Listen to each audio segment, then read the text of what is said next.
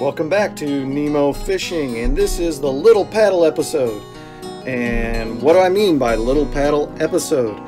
Well, one of the best investments you can make if you are a kayak fisherman is buying a little paddle.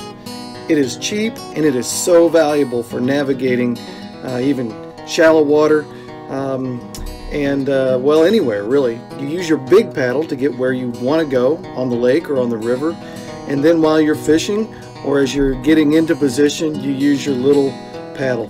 That big paddle sometimes is so cumbersome, but to use a smaller paddle is really pretty efficient.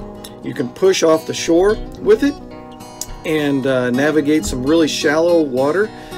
You can, if you're really clever, you could add a tape measure for measuring the length of your fish on your little paddle.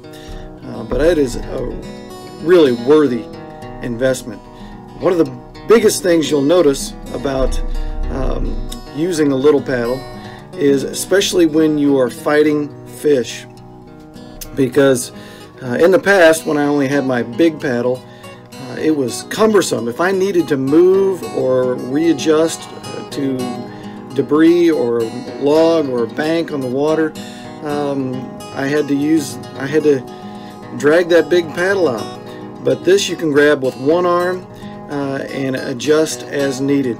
Look at some of these examples of me fishing, trying to navigate with a big paddle as I'm fighting a fish. It is really cumbersome, and luckily I made it through without losing the fish.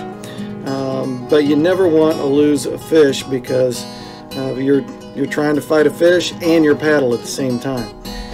So man, get a little paddle, hold it right there in front of you, and that way you don't have to mess with that big paddle.